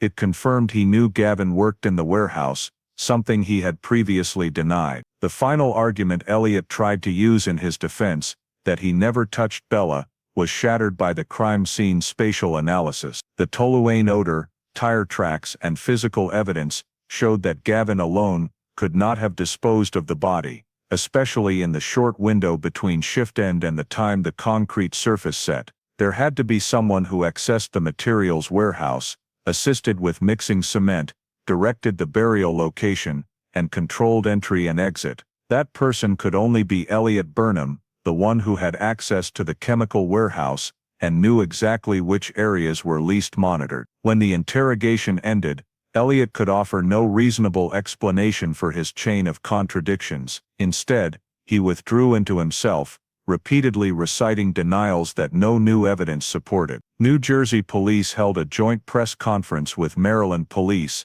announcing that the investigation had determined Elliot Burnham held the mastermind role in concealing financial misconduct and coordinating the conduct that led to Bella Smith's death. The term mastermind was not used lightly. It was based on financial motive, connection to Gavin, physical evidence trails, internal documents, and the path of the body inside warehouse number 3. After 43 years of evading the shadow of truth, Elliot Burnham was handcuffed and led out of his Maryland home, under the blue and red lights of the task force. He was no longer the man who left New Jersey to start a new life. He was the one who now had to face charges for the murder of Bella Smith, the 22-year-old woman, who died simply because she dared to do her job properly. Elliot's arrest marked the single biggest turning point in the 4-decade-long case, and justice finally had a specific name to call. After Elliot Burnham was extradited from Maryland and brought back to New Jersey, the Mercer County Prosecutor's Office officially announced 4 felony charges: kidnapping, murder in the first degree, evidence tampering, and financial fraud involving the company's internal systems. The indictment, more than 40 pages long, described Elliot not only as the one who gave the orders, but also as the person who directed the disposal to conceal the financial misconduct, forming an organized crime pattern. Elliot appeared in court in an orange jumpsuit, his face pale but his eyes still trying to maintain the calm typical of defendants who believe they can turn the situation around with legal arguments. As soon as defense counsel was assigned, Elliot's defense strategy was clearly outlined: shift all responsibility onto Gavin Pike, the nephew of Harold, who died in 1994 in a traffic accident. The defense attorney repeatedly emphasized that the only person present at the warehouse was Gavin, and Elliot could not prevent a temporary employee from acting on his own. They argued that the fragment of the Navy jacket containing Pike family DNA only proved Gavin's contact with Bella, while Elliot was completely uninvolved in any violent act. But this was a defense strategy based on the absence of the main witness, not on the ability to refute the evidence. The prosecution saw through it, and countered by piecing together all forensic, financial and old statements into a logical narrative, a seamless, tightly knit story, in which blaming Gavin not only failed to exonerate Elliot, but exposed his coordinating role even more clearly. In the opening statement, the prosecution described Elliot as the only one with a clear motive: $48,000 missing that Bella was preparing to report, files stolen from her cabinet, fuel receipts bearing Elliot's signature and Gavin's handwriting, and the 2 men appearing together during the period of her disappearance. The prosecution did not rely solely on DNA, they built the entire context: Elliot working unusually late at the company, Elliot signing the cement requisition slip in the exact week Bella vanished, Elliot moving out of state right after the file was transferred to cold case, Elliot never admitting to meeting Gavin but fuel receipts proving otherwise. In the prosecution's logical model, Gavin was not an independent criminal, he was a tool, the physical executor, while Elliot held the key to the motive. As the hearing continued, A witness once marked uncertain in the old file suddenly became a crucial piece of the puzzle. It was a truck driver who had worked in the unloading area next to the chemical warehouse in 1982. When shown a reconstructed route map, he recalled that on one late evening, exactly the time frame when Bella was determined to have gone missing, he saw Elliot and Gavin standing behind the beige Caprice, struggling to load something heavy into warehouse number 3. He did not dare intervene, thinking it was company internal business, but the memory had never faded. The prosecution immediately put the witness on the stand and asked him to describe that heavy object. He said it was like a large sack, but the size of a human body, and Elliot stood at the front of the car as if keeping watch while Gavin pulled it down. When this detail was mapped out, the witness's position and line of sight matched perfectly with the corner of warehouse number 3, where Bella's body was found 4 decades later. The defense tried to counter by asking if the driver might have misremembered, but the prosecution presented matching weather data, proving that the night he saw the scene was the only night that month with low fog, aligning exactly with the meteorological report on the day Bella disappeared. The driver had not misremembered, he simply had not known the significance of what he witnessed. In the behavioral analysis, the prosecution asked the jury to review Elliot's actions before and after the disappearance. Before Bella vanished, Elliot signed falsified intake slips, Elliot appeared in the office after hours, Elliot requested reviews of supply records, Elliot argued with accounting about Tallawayne figures. After Bella vanished, Elliot quit immediately, moved states, stayed silent about Gavin, denied signing the fuel receipt, avoided questions about his hours that day. Every behavior carried the hallmark of concealment, not the actions of an innocent person. The jury was given a compiled table of circumstantial evidence, the fragment of the Navy jacket, Bella's DNA and Pike family DNA, fuel receipts, Gavin's warehouse access card, cement requisition slip signed by Elliot, Tallawayne traces in the soil, tire tracks, Bella's bracelet, size 12 shoe prints, the truck driver's statement, witness statements of Bella talking to the man in the Navy jacket, and the full relationship between Elliot, Gavin, Harold. Each piece of evidence alone might be seen as inconclusive, but placed together, they formed a unified picture, a picture that left almost no gap for Elliot's hypothesis. The prosecution emphasized that Gavin had no motive. Harold had no motive. Only Elliot stood to lose everything if Bella submitted the file, and only Elliot had the ability to coordinate the other two. The jury sat still as the presentation ended, not out of confusion, but because the picture they had just heard was too cohesive to dismantle. Not a single piece of evidence stood alone, they all interlocked, pulling Elliot right into the center of the case. In the courtroom, Elliot leaned back in his chair, hands clenched, with no answer left strong enough to escape the facts he once thought had been buried 4 decades earlier, beneath the cold concrete of warehouse number 3. After 3 days of deliberation following the prosecution's presentation and the defense's desperate blame-shifting strategy, the jury returned to the courtroom with the heavy expressions of people who had just dissected a criminal structure spanning nearly half a century. When asked to read the verdict, the foreperson stood up, voice clear and sharp like a blade slicing through the thickening air. We, the jury, find the defendant, Elliot Burnham, guilty on all counts. There was no murmur, no sigh, only an absolute silence, as the word guilty rang out 4 times, corresponding to the 4 charges: kidnapping, murder in the first degree, evidence tampering, fraud. 4 legal arrows struck the man who once believed time had buried every trace of himself beneath cold concrete. The judge did not take long to pronounce sentence. Based on the volume of physical evidence, DNA, financial records, witness testimony, internal documents, and the crime model reconstructed from the scene, he delivered the final ruling: life imprisonment without parole for first-degree murder, plus consecutive sentences for the additional offenses of kidnapping, evidence tampering, and financial fraud. No possibility of sentence reduction, no provision for review after a set number of years. The sentence placed Elliot among the most serious offenders under New Jersey law, those whose nature of crime does not permit society to grant a second chance. In the court's official pronouncement, the judge listed Gavin Pike as deceased accomplice,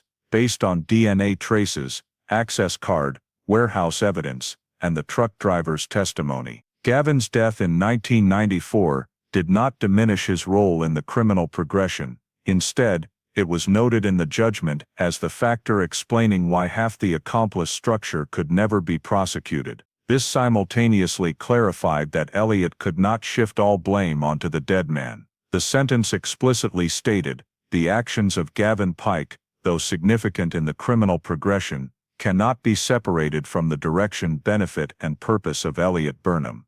When describing the criminal motive, the court devoted most of its time to analyzing Elliott's chain of financial fraud, the conduct that led to Bella discovering the irregularities and becoming the victim. The judge affirmed, the primary motive in this case was to conceal financial corruption within Delaware Steel. The murder was carried out to silence the source. This was the first time in the legal record that Elliott's motive was stated in language no longer cautious, as it had been in the 1980s, when the file was still chaotic and evidence insufficient. The core of the sentence emphasized that the killing was not an impulsive act, but the outcome of a series of decisions aimed at protecting personal interests, entailing collusion with someone capable of carrying out violence. In explaining the verdict, the court presented the seamless linkage from Elliott, who feared exposure by Bella, to Gavin, who approached and subdued her, to the chemical warehouse, where the tools of crime and disposal were prepared, and finally to the concrete floor of warehouse number 3, where Bella was hidden for 4 decades. The court called this chain a closed circuit of crime, proven by the precise degree of match between evidence, conduct, and motive. No piece stood in isolation, no detail was overlooked. Every element, from toluene traces, the Navy jacket fragment, fuel receipts, warehouse access card, truck driver testimony, to financial reports, formed an evidentiary matrix that allowed no defense argument to break through. The sentence concluded with a sharp affirmation: there is no ambiguity in the Bella Smith case. This was premeditated murder carried out to protect personal interests and conceal fraud. The court declares Elliott Burnham's legal responsibility